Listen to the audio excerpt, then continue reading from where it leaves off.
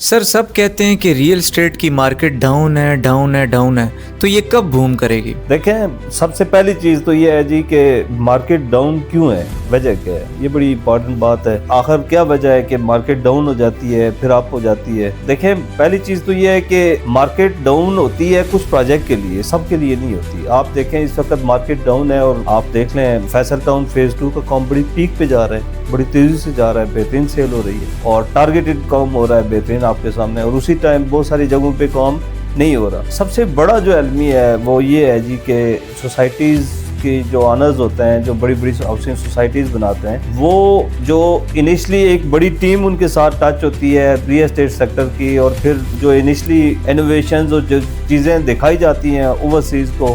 کچھ ٹائم کے بعد اس میں بڑی کمی آ جاتی ہے، سلو ہو جاتے ہیں، پھر وہی ٹیمیں اٹھتی ہیں دوسرے پروجیکٹ پہ چلی جاتی ہیں، اس کو جا کے کامیاب کر لیتی ہیں، پچھلی ٹیم جو ہے وہ سلو ہو جاتی ہے۔ تو آپ دوسرے لفظوں میں یہ کہہ سکتے ہیں کہ جو کام کرنے والا بندہ ہے اس کے لیے تو ہر وقت مارکیٹ آن ہی ہوتی ہے، کیونکہ ریکوائرمنٹ تو نہیں ختم ہوتی، لوگوں کی انویسٹمنٹ تو نہیں ختم ہوتی۔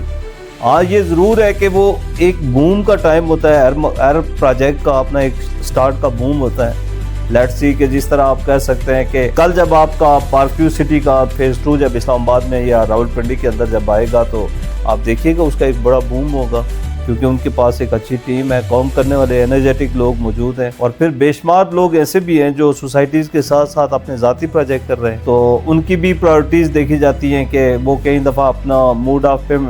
ورک جو ہے وہ زیادہ اپنے قوموں کے اوپر فوکس کر لیتے ہیں، جس کی وجہ سے آپ کا جو اوورسیز کلائنٹ ہے یا جو آپ کا اینڈ یوزر ہے اس کو ٹائم پہ چیز نہیں ملتی۔ آپ اس کی چھوٹی سی مثال دے دیں کہ دیکھ لیں کہ اس سے پہلے ریسنٹ جو چھوٹے پروجیکٹ ہوئے تھے جتنے بھی فیصل ٹاؤن فیز 2 کے، تو وہ بڑے ٹائم پہ ڈلیور ہوئے، لوگوں کو فائدہ ہوا۔ اسی تناظر میں اسی کے ساتھ اسی 2017-18 میں اور بھی کافی پروجیکٹ شروع ہوئے ہوں گے۔ اب وہاں پہ ڈیولپمنٹ کتنی ہوئی، کتنا لوگوں کو ڈلیور ہوا، اسی کو سامنے رکھ کے آپ کہہ سکتے ہیں کہ جب آپ کا ایک اوورسیز کلائنٹ جب دیکھتا ہے کہ اس کے ڈیلر نے اس کو چیز تو دے دی لیکن اس نے پیچھے مارکیٹ انہینس نہیں کی تھی، اور اس فلو کو دیکھ کے جا کے جلدی میں چیزیں بیچتی اور بعد میں پتہ چلا کہ وہ چیزیں تعطل کا شکار ہوگی، تو میں یہ سمجھتا ہوں کہ آپ کی انویسٹمنٹ ڈیپینڈ کرتا ہے کہ آپ اس کو